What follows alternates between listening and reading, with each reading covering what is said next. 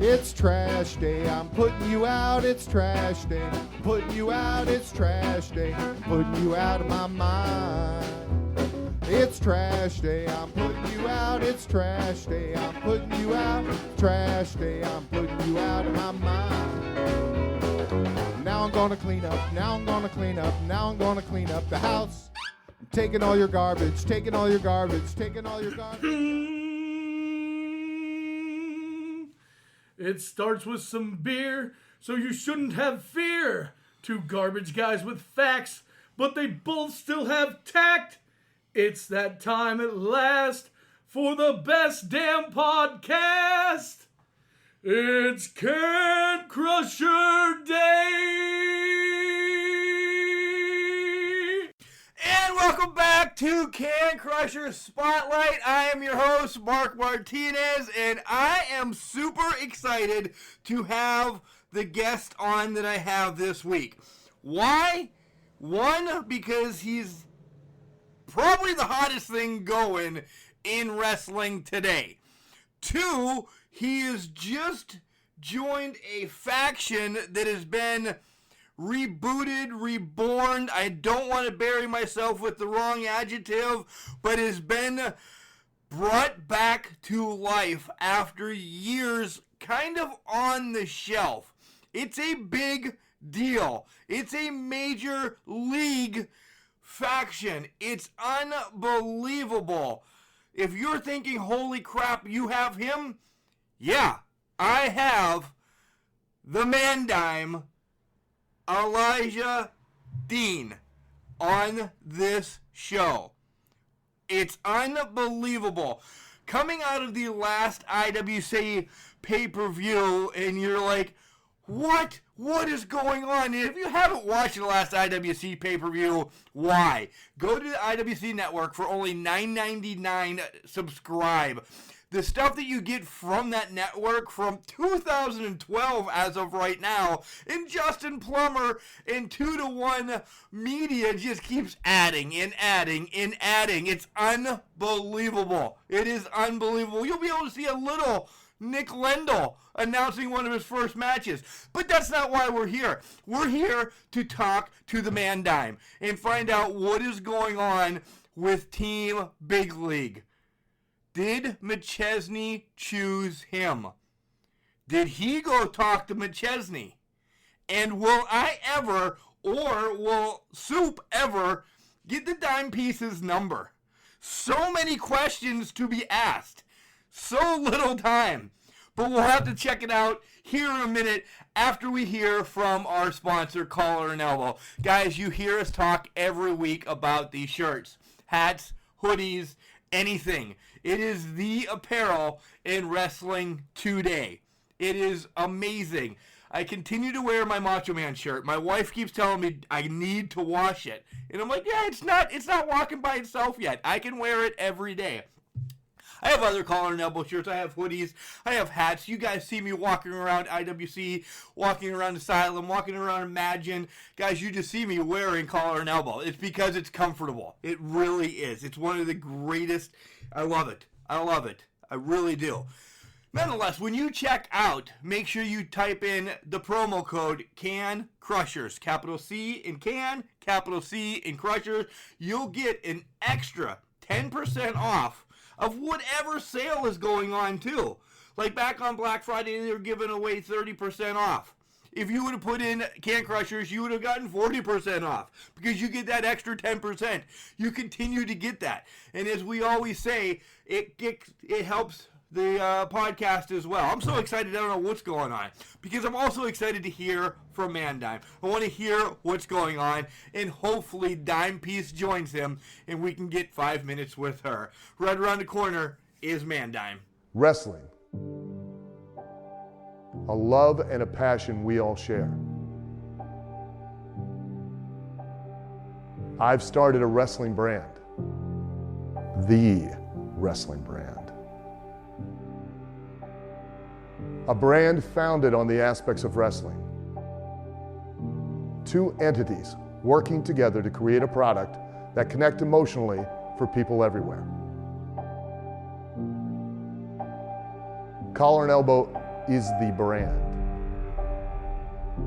Passion and love for wrestling is the drive.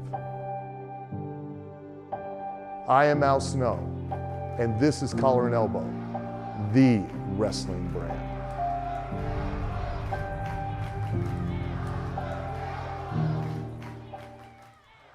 And welcome back to Can Crushers. This is amazing. Team Big League is one of my favorite factions from the past of IWC. Now John McChesney and my guest today, the Man Dime, Elijah Dean. Oh my God, welcome to Can Crushers. Thank you for bringing back Team Big League. Ooh, hello. Yeah, I'm here. Yeah. You're welcome. You're welcome. What brought back Team Big League? What was the spark? I know I should reach out to McChesney, but you're his right-hand man. You have to answer some questions, too. I mean, if you look at the last decade of IWC wrestling, and I mean, IWC posted it the other day, the accomplishments, all that. John McChesney has ran this place. Like, 6 title reigns, 3 heavyweight title reigns, 3 super indie title reigns for longer than anybody. And that goes for, I mean, the people that have kissed ass, like the Wardlows, the Andrew Palaces, people like that, who just get opportunity after opportunity.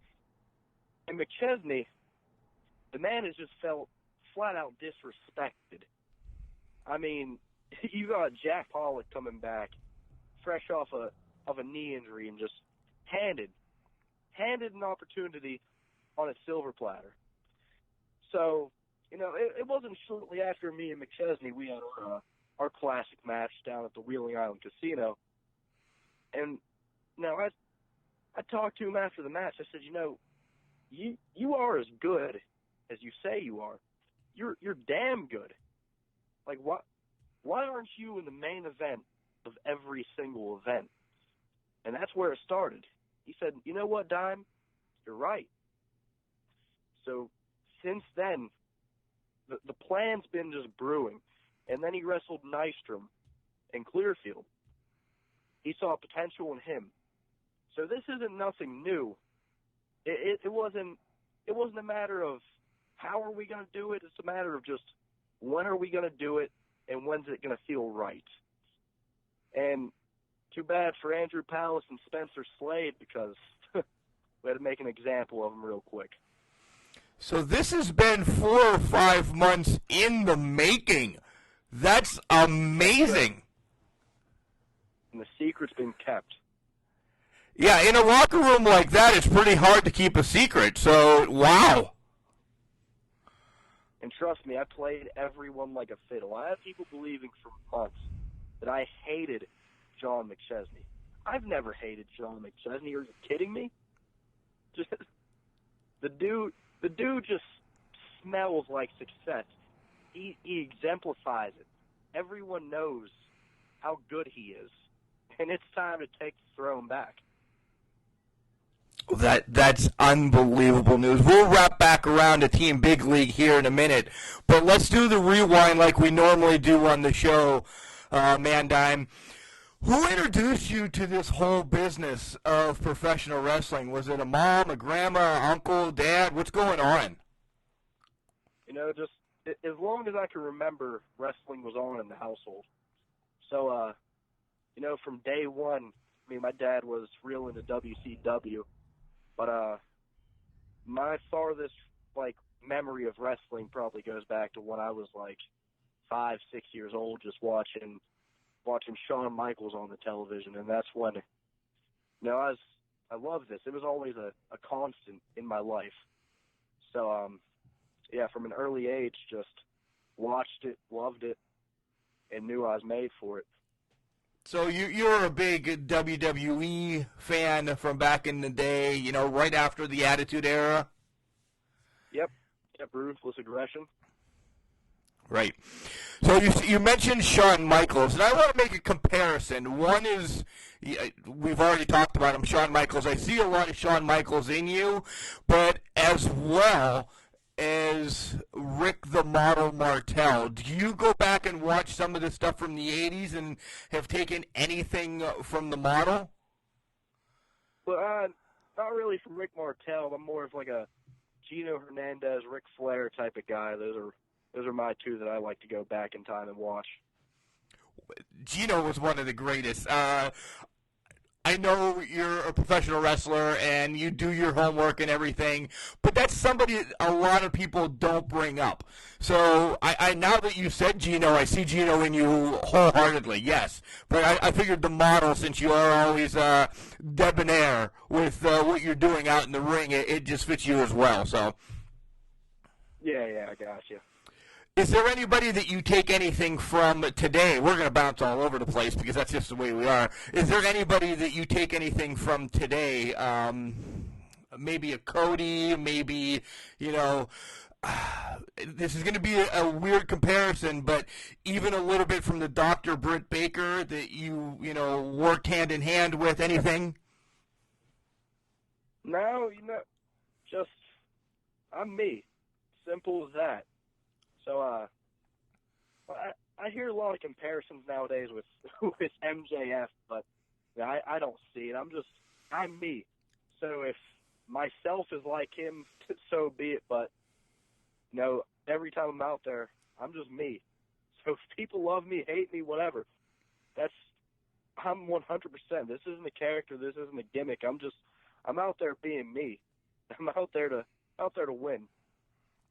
Yeah, you brought up character or gimmick, and one of your shticks, which I'm on your side, I think is completely ridiculous. I hate that the IW fans do it.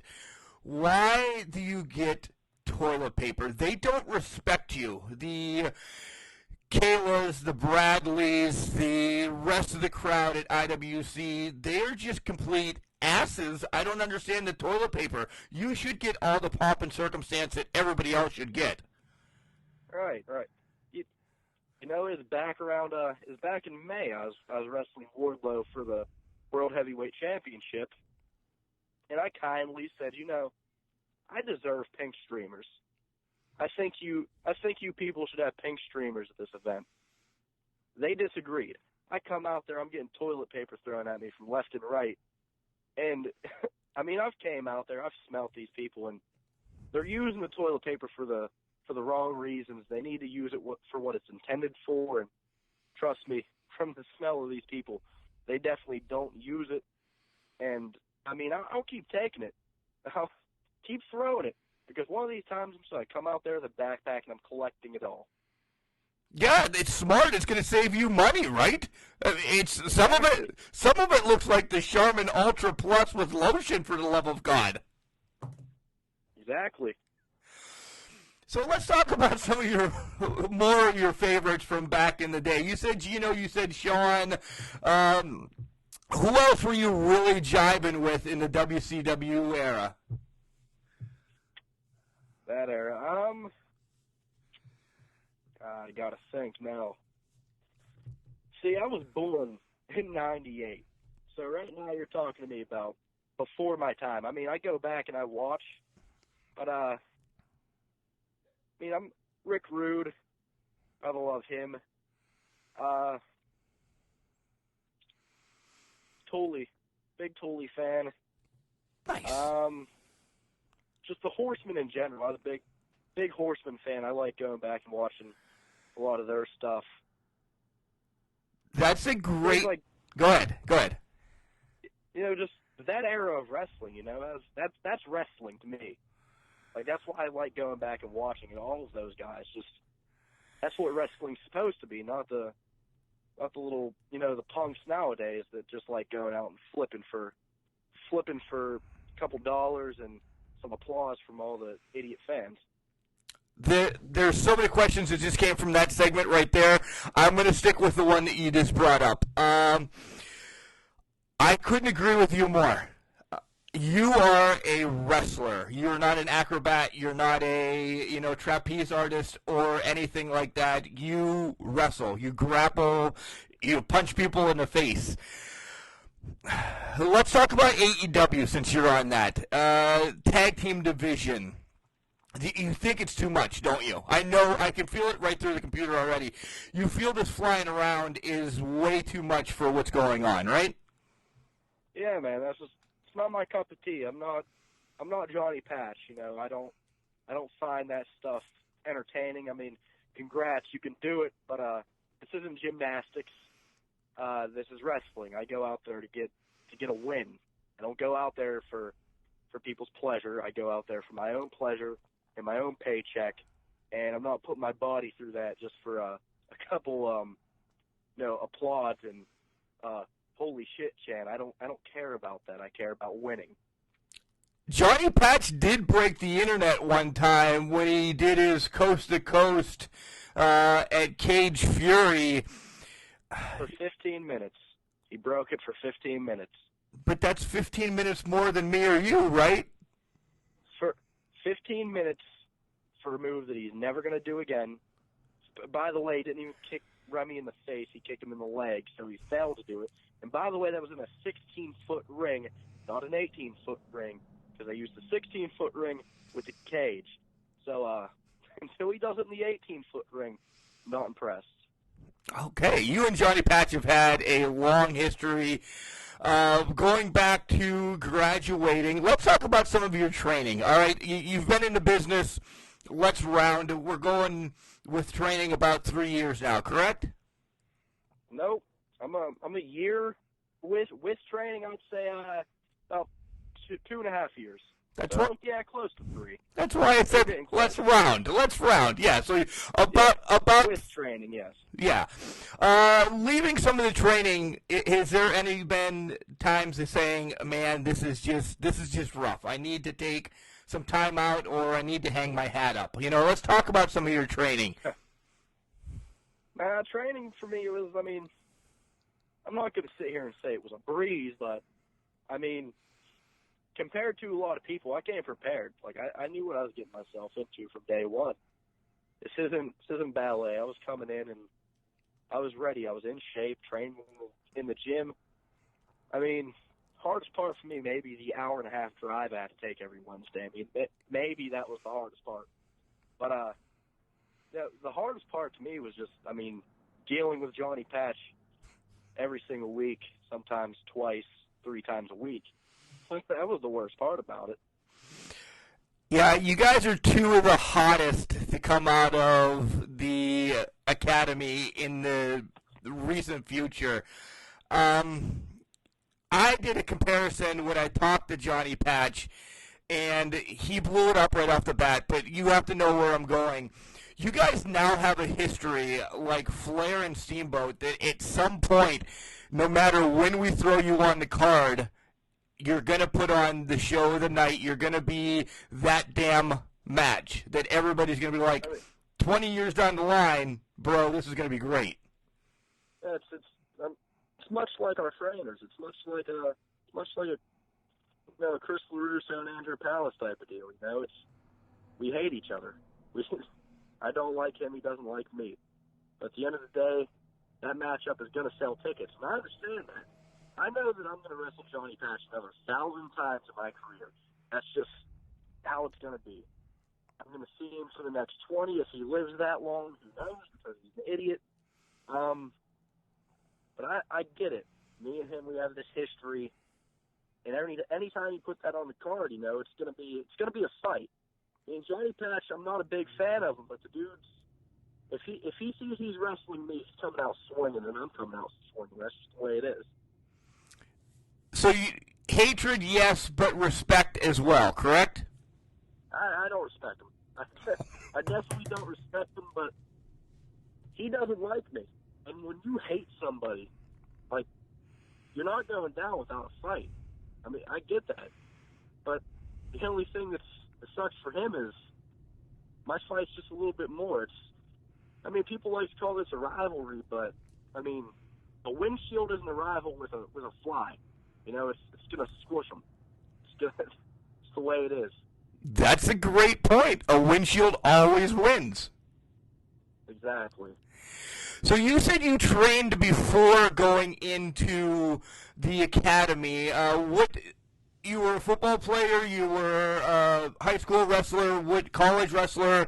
What was your background? I was, high school football. I mean, I won a state championship, always lifted weights. That's what I did.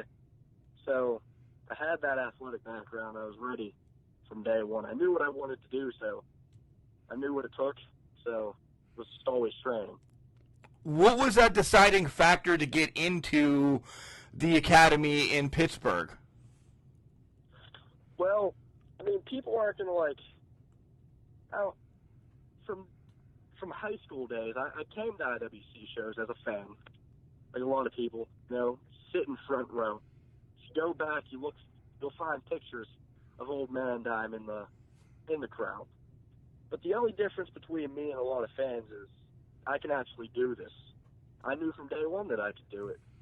So that I knew that IWC was the place to be. I knew that they had a training school, so I knew the moment that I graduated high school, that's where I was going. Okay, just that fast. Well, let's fast forward to your first match then, and it's against Andrew Palace. And, come on, first match, you have to tell me there was some jitters, there was some nerves going on. Believe it or not, and I mean, a lot of people are going to be like, oh, he's putting on, you're going to ask a lot of people coming up to me, they're like, why aren't you you don't look excited, you don't look nervous, you don't, nothing. Went out there, had my match, came to the back, and that was it. People are like, why do you act like you've done this before? And I'm like, listen, I've trained for a year now. I'm ready. I've been ready. So it wasn't I wasn't going out there, and this wasn't the real first time I did this for a year before ever being in front of the crowd. And the crowd to me is just it's background noise. So I was ready. You say the crowd's background noise, but you also play up to them, especially our little section as soon as you come out in Elizabeth, what the hell is it called? Court Time Sports, or any place else. You play up to them. You goat them right in with kissing the mirror and bringing out Dime Piece, which we'll talk about. You play into them. So, but when do they turn into background noise? When the bell rings? As soon as the bell rings. As soon as that bell rings. I mean, every once in a while, I gotta give them a little flex to remind them, I'm the man, Dime. You're gonna respect me, damn it. You're not gonna sit there. You're not gonna keep booing me. You're gonna look at this size 46 chest, and you're gonna say, damn, I wish I was him. I do. I'm not going to lie to you. I do. I wish I was you. I wish I had someone like the Dime Piece on my side. I was graced by both of your presence when you allowed me to take a picture. Thank you. But let's talk about the Dime Piece. What's up with her? She's sliding right into Team Big League now as a comparison like Baby Doll. She's going to be in the mix, isn't she? No, 100%. I mean, Dime Piece is number one on the Dean's list. But so she's not the only girl I got, but she's definitely number one. So, of course she's not being Team Big League. She just fits it. And I mean, I'm not going to give out spoilers or nothing, but maybe we're looking for another girl to be in Team Big League. Maybe we're looking for a few more guys to be in Team Big League. Team Big League isn't done yet. But trust me, we're still searching actively, and we're gonna put together the most dominant faction in IWC history. Trust me, we're taking all in 2020. To rewind to the comparison, I was going to say Team Big League is going to be possibly the Four Horsemen of the IWC. But what you're saying, and I hope it's not right, because this comparison is I'm going to get punched on January 18th. I hope Team Big League doesn't turn into the NWO when you're bringing in people that don't deserve to be in it. No, we're just listen. If you're not suited for big league, you're not going to be in big league. It's that simple. If you don't got John's stamp of approval, you better stay 10 feet away, or else you're getting hits. Team Big League, though, we're adding the best members. This is about revenge here. This is about getting what we deserve, and we're taking what we deserve. So you talked about wrestling Wardlow as well. You also fought a couple other people that are known throughout the business. Let's rewind to the WCW era again. How was it being in the ring with a legend like Glacier? It was all right. I mean, he is a legend. I was also, 5-6 months in at that point. So, and Glacier wasn't my era of wrestling. So, when I was in the ring there, he's making his entrance, and LaRusso, he looks at me and he says, "You remember this video?" I was like, no, I wasn't born yet. So, it was cool, but I wasn't wrestling Shawn Michaels or nothing. But Glacier, he was definitely a competitor. He definitely was. Well, Glacier was my era of wrestling, but he's not my cup of tea. We'll just put it that way. I meant, did you, in the back, because he seems like a cool cat, did you say, hey, get any pointers from him or anything? No. He was on Johnny Pass's team. Oh, all right. All right. Well, then there was another one that you fought recently, and Sean Spears. I'm not a fan. I'm all with you on this one, but you fought an AEW star, and it was, pretty face against pretty face. How was it being in the ring with Sean Spears? Yeah, that was actually, I was up there, I might have went in this acting like I just hated the guy, but, afterwards me and him talked a little bit, and, yeah, Sean Spears is actually a cool guy. I'm looking forward to see what he does in AEW. The guy deserves a lot. He made me tap out, but there was a bee in the ring, so I'm allergic, so I had to kill it. But yeah, to bring up the Sean Spears point, I was listening to this podcast right after Cage Fury, and I heard Johnny Patch fanboy decided to say that we were one of the more boring matches of the night. I'd like to disagree. I'd say that we were one of the only pure wrestling matches of the night. So, wherever he is, he can get that message. Oh, he'll get it. He'll get it loud and clear, and that would be Soupgeist, the IRS of the show. Yeah. You can call him out. Yep. All right, he's going to stop winking at my dime piece when we walk out, too. I'm not a fan of that. He's a big fan. He's trying to get her number. I'm just trying to help you out. That's not cool, man. Yeah. If he keeps doing that, I'm gonna have to send McChesney at him, and he's gonna get chopped.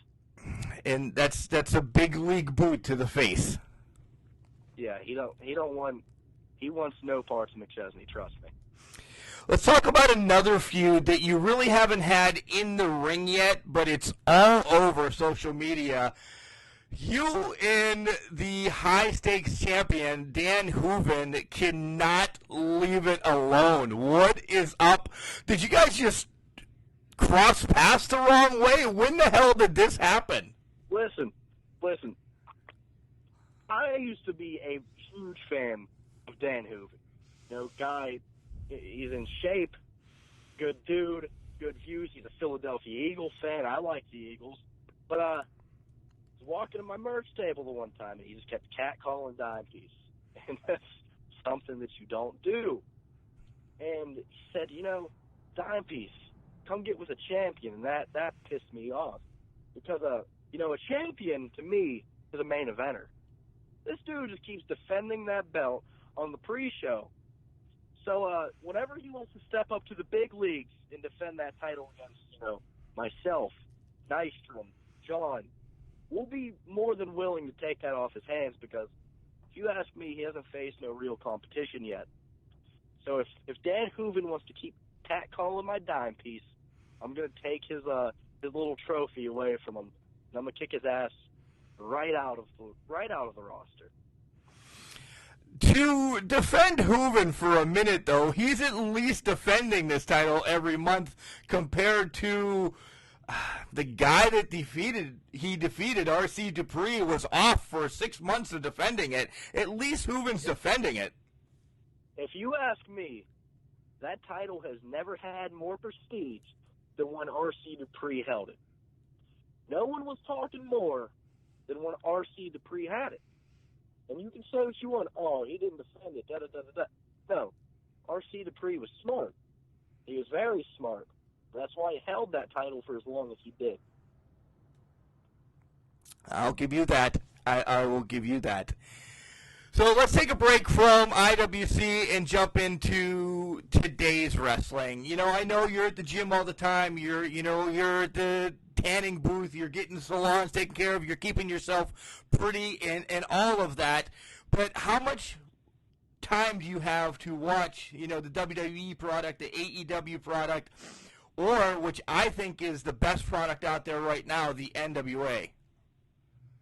Actually, I skim through and watch here and there, but I'm more about just, going in time, watching whatever I feel like watching at the very moment. Yeah, I'm usually not around a television when Raw or SmackDown's on. I got more important things to do. I have dime things to do. AEW, I'll skim through and I give it a look here and there.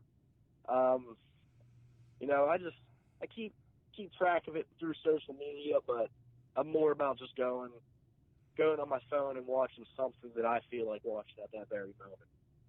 Is it wrestling? Is there something that we can get into, Dime Piece's head that, maybe you can lead me to a better show to watch? Like, what are you watching? How can I become a little bit better like you?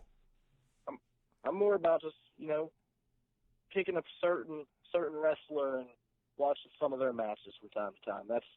That's more my style, my flavor of how I do things. So YouTube a wrestler and then just spend a couple hours watching, Kevin Owens or, like you said, Gino Hernandez or somebody like that. Yep. That's more my way of doing things. Nice. Well, we're still on this kind of question. What is your Mount Rushmore of wrestling? I don't need you to say Hogan and Flair just to, stroke everybody's ego. Who are your 4 favorites that made you love wrestling? I'd put Shawn, I'd put Flair, I'd put The Rock, and probably Stone Cold in there. Those are the 4 that I put.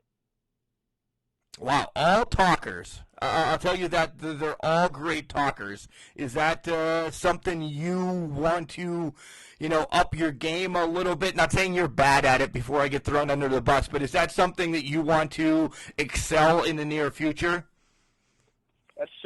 I feel like those 4 guys were just a total package. Jericho is a close, very close 5th to being in there. But as far as just the total package and just doing it for as long as they did, at a high point as they did, I'd say those are the 4 guys. Nice. All right, so let's wrap back around to Team Big League. And when we talked about you're looking for, members that actually fit, can we get a number roughly that we're looking at? Is it going to be the Horsemen, or is it going to be, right now you guys are going to be the Shield, or, something like that? I don't know. Might be 4 people, might be 5, might be 6. Time will tell. I can't give nothing away. The time will tell. A lot of people are going to learn just not to mess with Team Big League. Maybe we'll bring back somebody from a former era of Team Big League. Maybe we won't.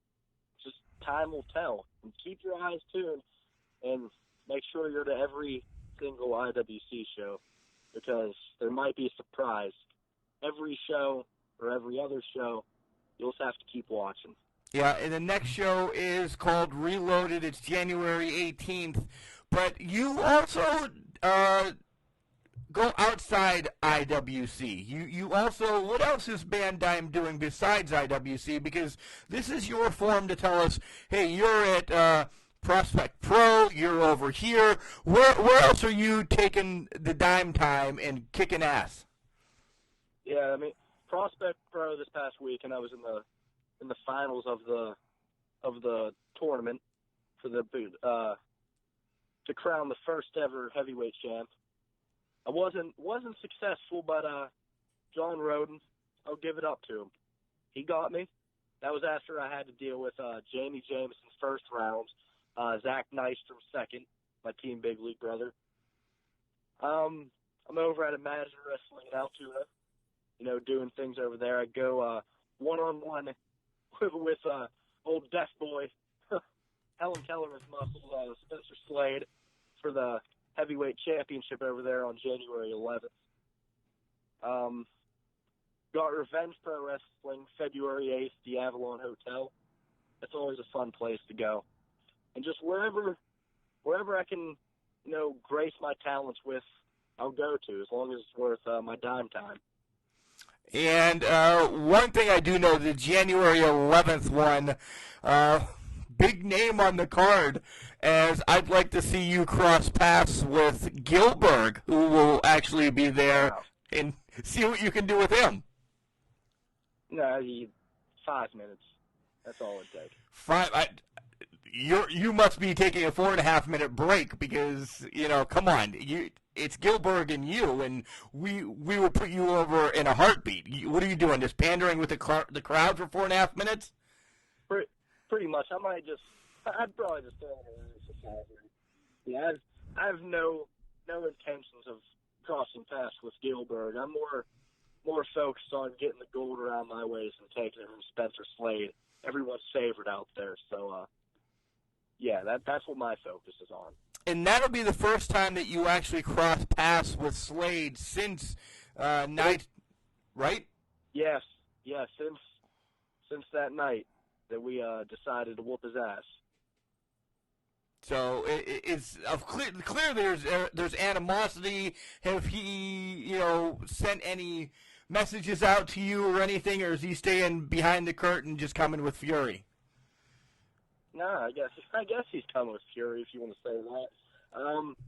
Thing is, I hold a pinfall victory over Spencer Slade in Altoona, and so if he wants to bring fury, as you like to call it, he can try. But I'm ready for whatever Spencer Slade has to offer. Nice. All right, let's start wrapping this up, and we always have one thing that we always love to ask. Our favorite question is, what is your dream match? Who would it be against? Where would it be? And what stipulation?